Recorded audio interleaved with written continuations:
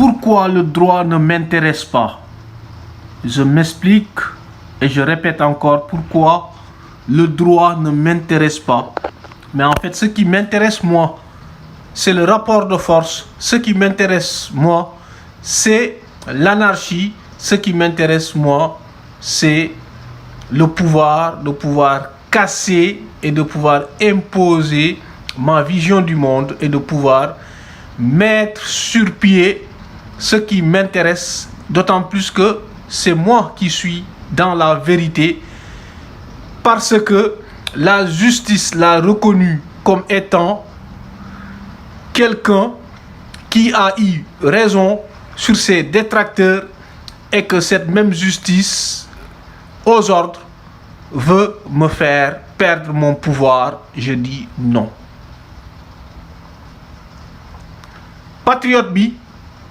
Patriote yi sénégalais yi dama ne Ousmane Sonko ba waxtu yu may wax ak yow gisuma lu ko dindi ci liste des candidats ndax Cour suprême lim def mooy avocat wu état bi liñ doon wax le juge Sabassi ni ko amoo compétence juge tey wax ni Ousmane Sonko kenn waru ko juger ca Ziguinchor wax ni de toute façon boo fi jëlee décision ñun duñ ko exécuter loolu la Cour suprême dëggal démb mooy maanaam li le juge Sabassi décidé dañoo organiser waat seen beneen procès ñoom Cour suprême ñu jël boobu procès éliminer ko supprimer ko ne ko yow juge Sabassi yow mi nga xam ne dañ laa waxoon ni amoo compétence juger bés ni ki tey te yow xam nga ni Ousmane Sonko kenn waru ko juger feneen fu dul Dakar te yow xam nga ni boo fi jëlee décision ñun dañ koy supprimer loolu lañ ko woon démb. En fait procès bi amoon démb dafa di rek ab réponse buñ jëmale ci le juge Sabassi di ko xamal que ni ñun on a le monopole du banditisme, nous avons le monopole de la saloperie. waxoon nañ la nga bàyyi waaye dangaa bañ ñun dañuy jëlaat affaire yi yóbbuwaat ko Dakar annuler sa verdict ba noppi organiser waat beneen procès ci Dakar comme niñ la ko waxee woon nga bañ. léegi nag en même temps noonu ñu joxoon le juge Sabassi ni ko liñ bëgg moo fi am jël loolu annuler ko en même temps ñu annulé waale ci le président Ousmane Sonko. dama ne loolu signal la boo xam ne signal bu fort la parce que li ma gis démb mooy dafa am benn coordination boo xam ne CEDEAO daf ko def ak état bu Sénégal ñu teg loo xam ne boo ko xoolee dafa cohérent maanaam décision bu CEDEAO ak décision bu Cour suprême dafa di ñaari décision yoo xam ne dañoo méngoo exactement parce que CEDEAO dafa wax ni parti Pastef tas nañ ko te CEDEAO waxul àdduwul mukk ci ndax Ousmane Sonko dafay nekk candidat wala déet. donc CEDEAO lu mu def mooy dindi na Ousmane Sonko ci liste électorale bi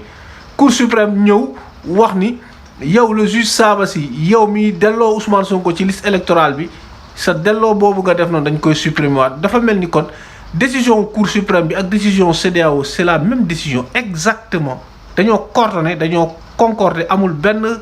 dissonance amul benn contradiction donc da ngay xam ni le combat ça s'est fait au sommet. Mais ce qui m'intéresse le plus ce n'est ni la décision de la CEDEAO ni la décision de la Cour suprême. Ce qui m'intéresse moi c'est ce que les patriotes doivent en faire, c'est-à-dire ces deux conneries qui ont été stipulées hier. Qu'est-ce que les patriotes vont en faire, comment les patriotes l'interprètent et comment les patriotes doivent percevoir ces deux décisions ignobles et en faire un avantage majeur. L'avantage majeur mooy wane ni Macky Sall dafa yor justice bi di ci def lu ko neex di ko manipuler comme ni mu ko bëggee nga xam ne jeu boobu suñ ko continuer di ko def Macky Sall daf ñuy jël di ñu foowee di ñu def lu ko neex te da lay wóor ni le même jeu là ñun duñ ci mës a am ndam léegi le seul jeu bi nga xam ne c'est le jeu le plus sérieux nga xam ne def nañ ko ñaari yoon am ci ndam jeu boobu foog ñu delluwaat ci mooy lan mooy que ni sénégalais yi il faut que ñu armé wu sénégalais bi waxuma patriote bi dama ne le sénégalais il doit s'armer de cocktail molotov, il doit s'armer de kalachnikov, le patriote doit s'armer de mitrailleuses, le patriote doit s'armer de toute idée qui vise à supprimer, à saboter et à faire la guerre contre l'État du Sénégal. Parce que Ousmane Sonko dafa war a bokk par force. Ousmane Sonko bu ñu ko waree xañ élection kon élection du am Sénégal te Macky Sall du toog réew ma di ko jiite dafay tëb foog dañ koy coup d'état wala ñu fekk ko palais ñu rey ko. ñaar yooyu rek a mën a am wala armée bi bu fekkee bëggul bokk ci mission de coup d'état armée bi ci boppam sax il faut que mu am benn faction boo xam ne dafay def dissidence ñu séparer armée bi def ko ñaar Sénégal on règle notre problème réew mi ñu sang ko deret c'est la seule issue possible ndax Ousmane Sonko mënul ñàkk nekk candidat ci élection présidentielle yu 2024 yi mënta ne loolu mënta ne mooy wax ni Ousmane Sonko dafay bokk par force te boo xoolee jugement bi dañ ko tëggee démb c'est un jugement boo xam ne c'est illégal maanaam sax les avocats de Ousmane Sonko dañoo war a def appel maanaam dañoo war a casser la décision bi Cour suprême jël parce que benn juge bi dafa désister alors que 5 juges lañu te ñeenti juges yi mënuñoo joxe verdict te fekk kenn ki désister loolu mënut a ne. waaye loolu yëpp sax intéressé wu ma les questions juridiques ne m'intéressent pas encore une fois ce qui m'intéresse mooy que les Sénégalais dañoo war a imposer ci force Ousmane Sonko dafay bokk ci élection yi maanaam dañoo war a li ñu war a def mooy dañoo war a imposer ñun dañoo war a xeex pour Ousmane Sonko foog ñu jël ay fiches de parrainage am Ousmane Sonko bés ni ki tey dama ni le Sénégal doit être dans un état de siège dans un état d'urgence dans un état de chaos dans un état qui va pousser le président Macky Sall à quitter le pouvoir, quitte même à le trouver dans le palais de la République et qu'on lui coupe la tête. loolu la ñuy def wala armée bi jiituñu gàttanduñu balaa ñoo àgg palais mu def coup d'état loolu rek ay tax ñu bàyyi mais Ousmane Sonko dafay bokk par A ou par B par la force. On n'a ni de plan A ni de plan B ni de plan C ni de plan de je ne sais quoi mais Ousmane Sonko il sera candidat, il va être candidat et il est notre candidat par la force. Ousmane Sonko léegi je te dis amatul nekkatuma ci droit je ne suis plus dans un état de droit je suis dans un état dominé par la force je suis dans un état boo xam ne bi il y a plus de règles j'impose ma propre règle d'autant plus qu'il y a deux règles qui s'affrontent et la mienne doit prendre le dessus. Comment? En faisant sauter l'état incarné par Macky Sall. maanaam Sénégal dafa war a nekk ci anarchie sénégalais boo gis dafa war a mën a yor armam yor ngànnaayam dem ba fu ko neex ci préfecture wala gouvernance wala mairie wala commissariat wala police bu mënti doon wala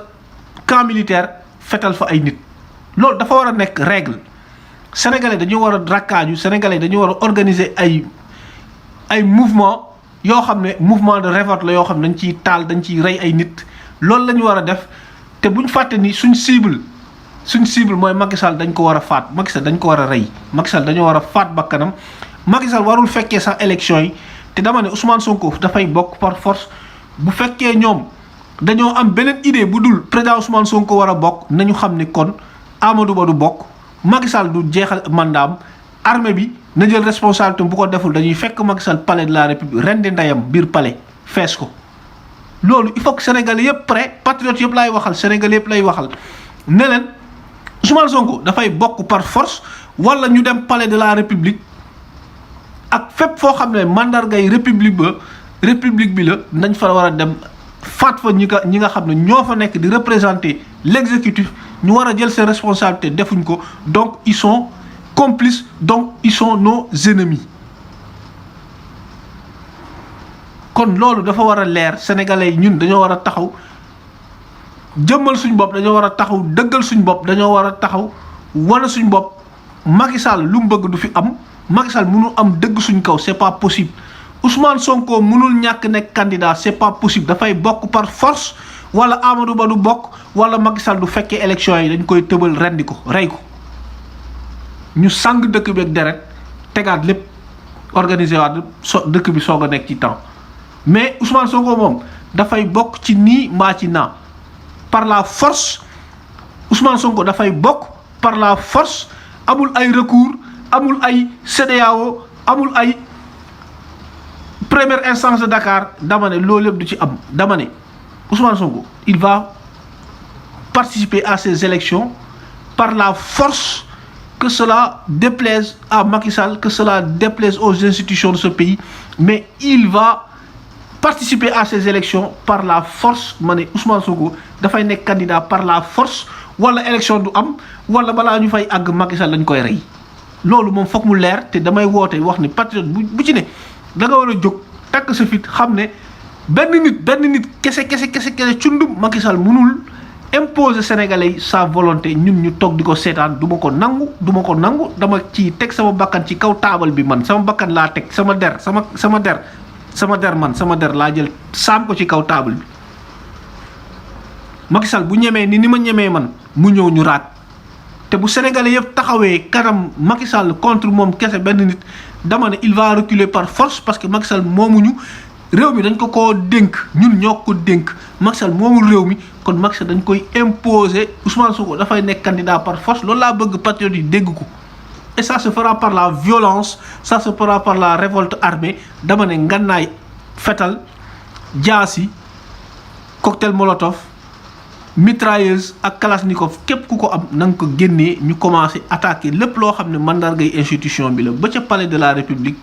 rey Macky Sall rendi ko rey ko ñu soog a xam nu réew mi di demee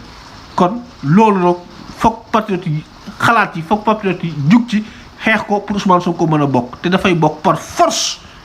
Ousmane dafay bokk par force wala kon élection du fi am wala Macky Sall du jeexal mandaam loolu rek ay mën a nekk voilà.